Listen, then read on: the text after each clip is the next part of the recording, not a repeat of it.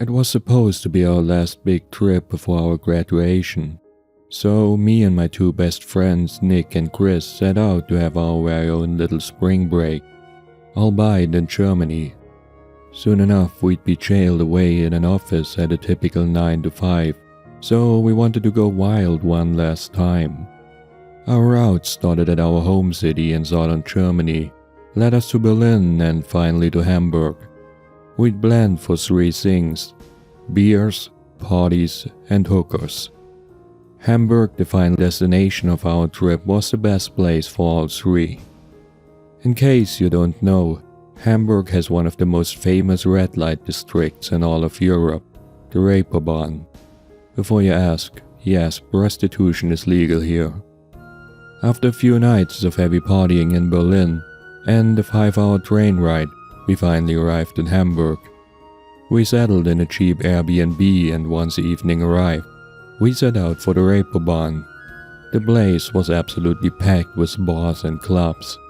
We had a drink here, a shot there, and generally had a great time. It wasn't long before an overly friendly bouncer invited us to a strip club. He promised us cheap drinks and the hottest girls in the city. Well, what can I say, we were dumb enough to believe him. €6 a beer, a bored middle-aged stripper named Clementine on stage, and we knew we'd been tricked. As soon as we'd finished our drinks, we left the place, and Clementine's promises for a little something extra after the show behind. As the night progressed, we eventually ended up at the famous Herbertstrasse. You see, the Herbertstrasse is the only street in the whole city in which you can find prostitutes presenting themselves behind shopping windows. The place has the reputation of having some of the most beautiful and most expensive prostitutes in all of Hamburg. Let's just say it was tough for me to keep a clear mind. We went from window to window until we found a small back alley. There was an ATM, a vending machine, and of course more prostitutes.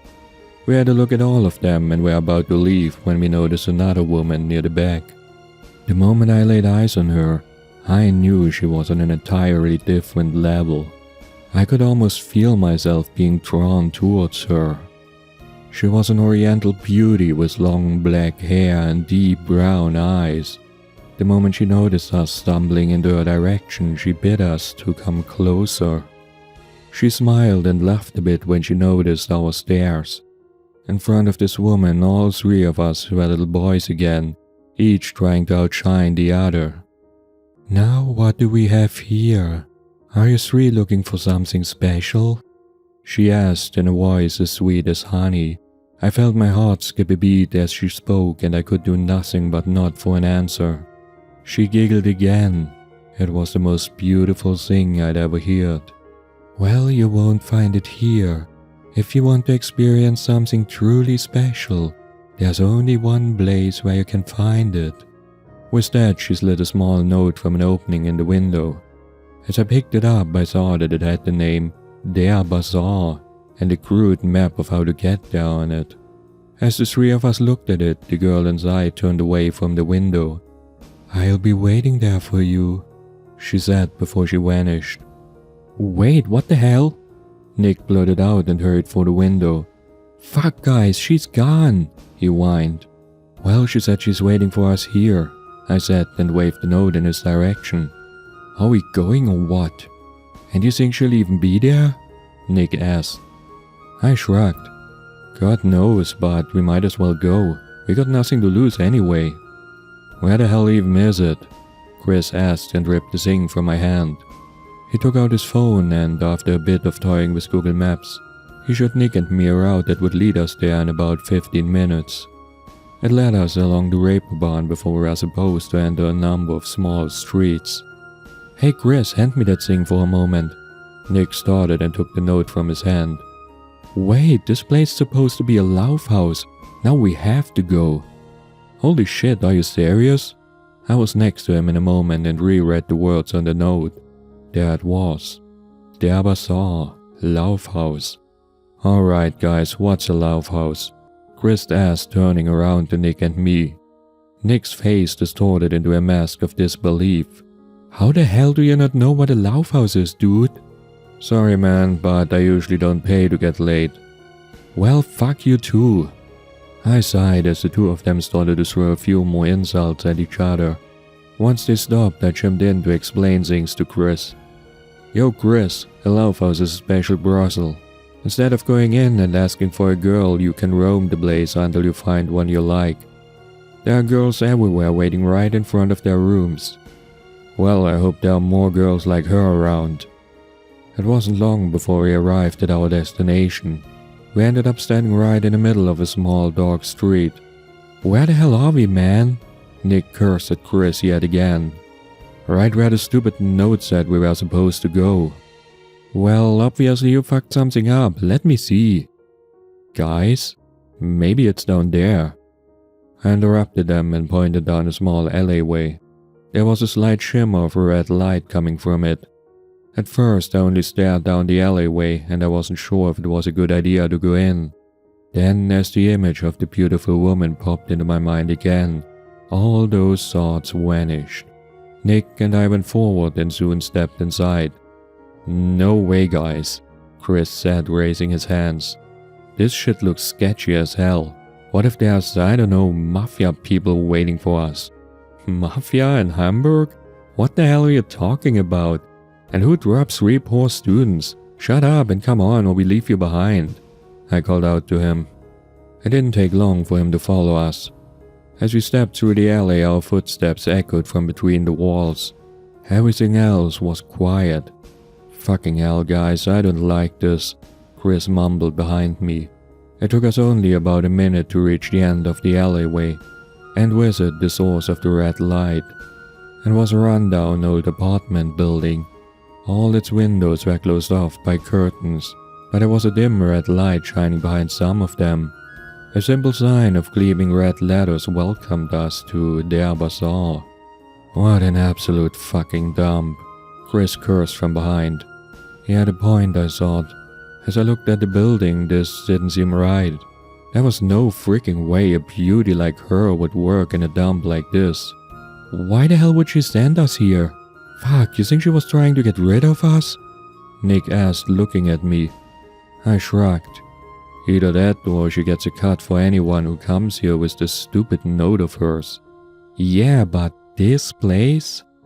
This place indeed, young sirs. A short man suddenly called out to us in a booming voice. He came out towards us and was dressed in flaming red robes that reminded me more of a magician or a circus director. Welcome to their bazaar, a place where dreams come true and your every desire will fulfilled. Only here will you find the experience of a lifetime. He said it with a gesture of grandeur. The ordeal felt strange considering the rundown building behind him. Okay, we are actually here because of this note. A woman said she was waiting here for us. I said in a low voice. Well then, why don't you go in and have a look? There's no charge for going inside. Well, fuck it, we came all the way here anyway, I finally said. Might as well have a short look around. Oh, you won't regret it. Things aren't always what they seem. Those who are willing might find the experience of a lifetime inside. The man had a big grin on his face when he finished and ushered us to follow him inside. Can't believe this shit, Chris mumbled behind us. What we entered was the polar opposite of what we'd expected. It was a grand, costly furnished entry hall. For a moment I had to stop and wonder if we were still at the same place. The short man gave us a knowing grin before he vanished in a booth near the entrance. Luxurious wallpaper, wood framing and shining golden engravings covered the walls. The air was heavy with incense and other exotic smells. The only thing that was still the same was the dim red light. Holy shit, Nick said. What the hell kind of place is that? No clue, but it's definitely impressive, I added. After we'd looked around a bit more, we haphazardly decided on a hallway to our right. There were doors everywhere. In some, the same dim light was shining, while others were entirely in darkness. We could hear distant breathing and the sound of flesh bumping against flesh. In other rooms, we saw beautiful, exotic girls. They were motioning for us to come inside and join them. To say they were stunning would be an understatement. They were breathtakingly beautiful. The more rooms we passed, the harder it was to resist temptation. Yet we still wanted to find the woman who would give us the note. The further we walked, the more the place seemed like a complete maze. Hallways crossed each other, leading around corners and up and down stairs. The place seemed incredibly huge, much bigger than the exterior made you think. Was it all an illusion due to the confusing design? Once more we descended a flight of stairs only to find two naked girls embracing and kissing each other. When they noticed us, they let go of each other and smiled in our direction. Their bodies were pure perfection, works of art made flesh. As they motioned us to come closer, Nick stumbled forward right into their arms. One of them embraced and kissed him passionately. They each took one of his hands and led him to a nearby room. "Guess I'll stay here for a bit," he said in a choking, half-entranced way. "Can't believe it," Chris scoffed. "Both of them." "You want to wait for him here?" I asked. "Fuck that, we came here to have some fun too, right?" With that, he walked on. We'd barely taken a few more corners when we found a small resting area. There was an expensive-looking couch, and on it sat yet another exotic beauty. She had long blonde hair and was dressed in nothing but a transparent veil. There was nothing left to our imagination. A minute later, I was left all alone. Well, isn't that great? For a moment I thought to go on by myself, but the place was an absolute freaking maze. I didn't even know how to get back to the room Nick was in right now. God knows how long it would take us to find each other again if we all stumbled off on our own. I sighed and sat down on the couch. I'd just taken out my phone when I saw something ahead of me in the hallway. The same long dark hair, the same scarcely dressed slim body, the same brown eyes, and the same red lips. There was no doubt about it. It was her. Could she actually have been waiting for me? My, guess you really came, was all she said, but it made my blood course hot through my veins. With a few soft steps, she came over to me. There she was, standing right in front of me. For a moment I could do nothing but stare at her. Only she mattered. The universe itself had lost all meaning to me. I wanted nothing more than her. With shaking hands I reached out for her and touched her soft white skin. I inhaled heavily. Even just touching her was almost too much for me. God, I could get lost in those eyes. Slowly, ever so slowly, she leaned forward. "So you want to experience something truly special?" It was nothing but a whisper, but the question was heavy with unspoken promises. But I wasn't able to form one coherent sentences. There was no need for words. She pushed herself on top of me, and a moment later our lips met. Nothing mattered. The only thing I could feel was longing and endless lust. I'd give everything for her. When she released me from the kiss, she was breathing heavily. I had my arms wrapped around her, holding her close. I pushed my face against her upper body, kissing and caressing it. She moaned, threw her head back, and with each breath she took, her breasts moved up and down. My hands wandered and explored the flesh-bound perfection that was her body. Once more she kissed me, and once more passion flooded through me.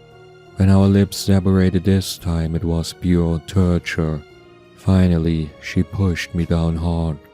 For a moment the world seemed to turn dimmer. The red light retreated, and the only thing I could still see was her upper body and her face.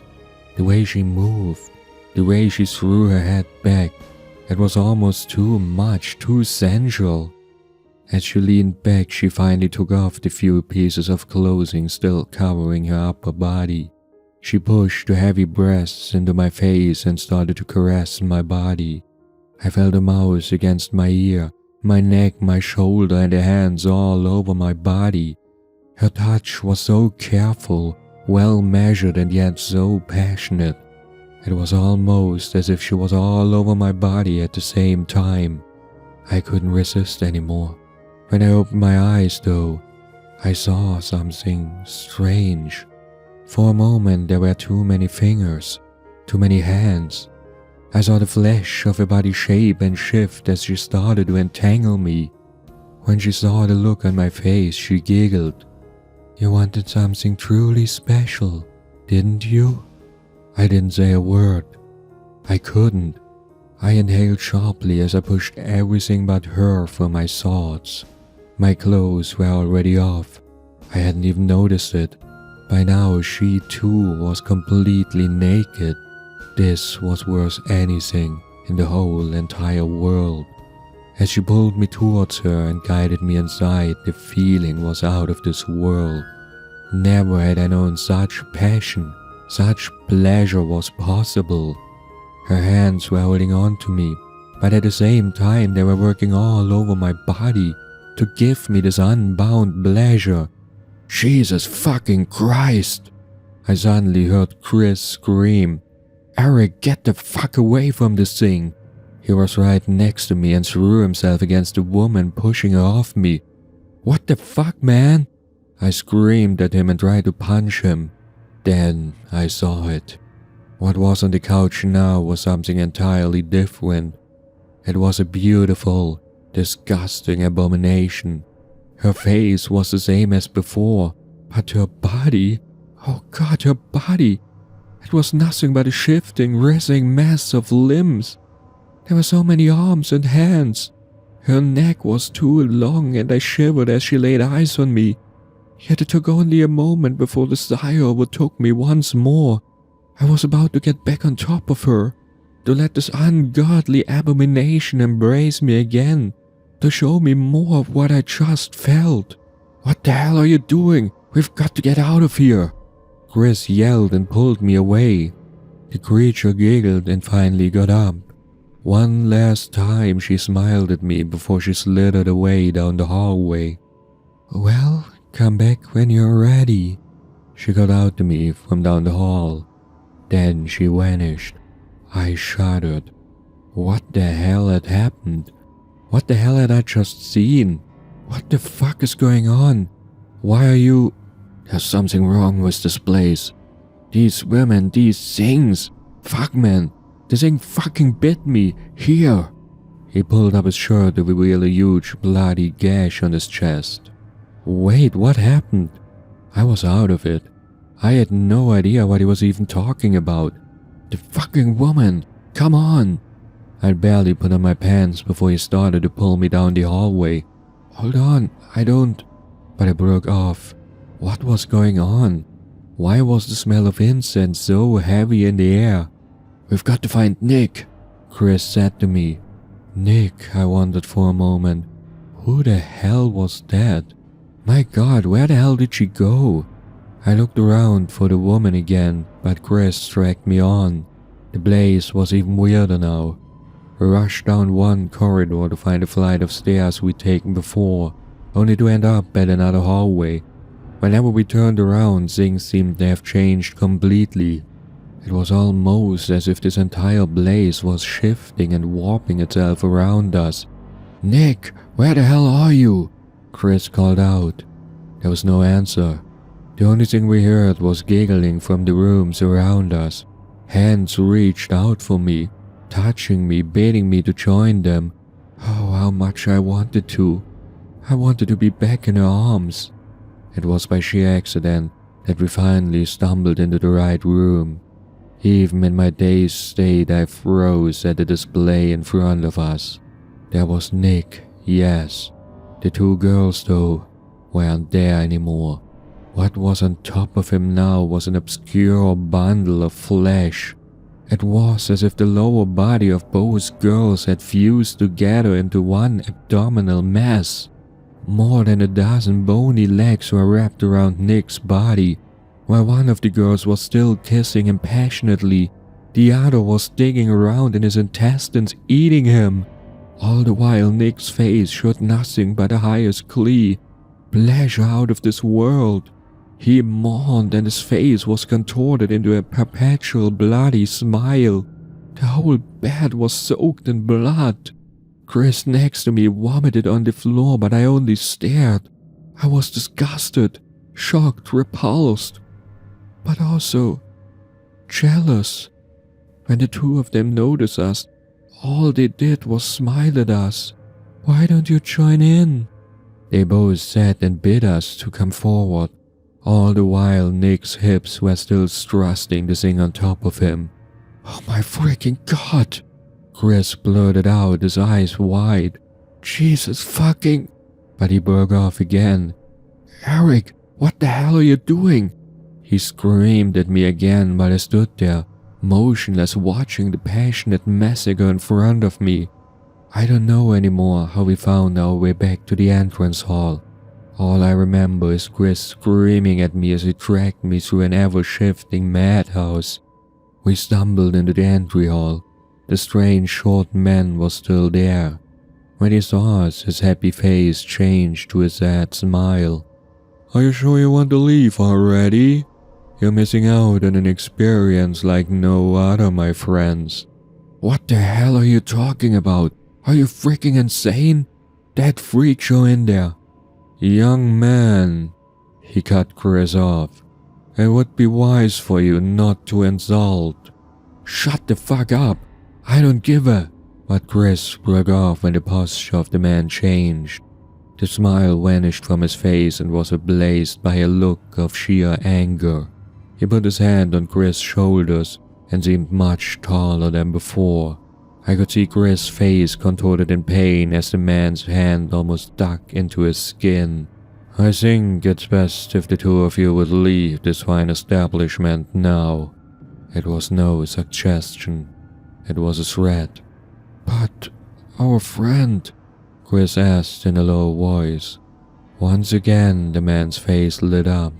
"Your friend got exactly what he came for. An experience like no other.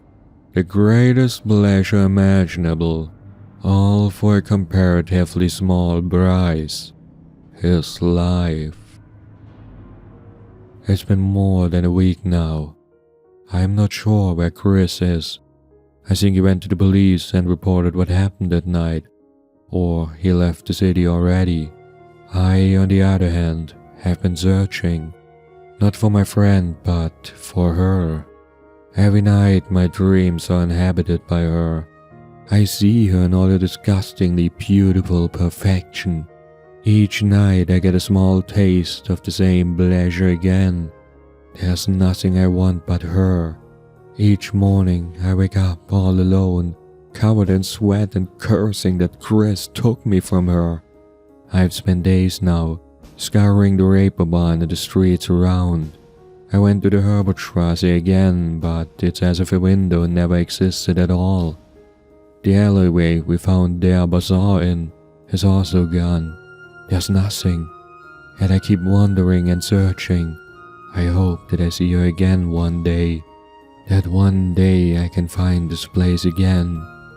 Nothing is important to me anymore. There's only her and the pleasure she made me feel. After all, my life is only a small price to pay.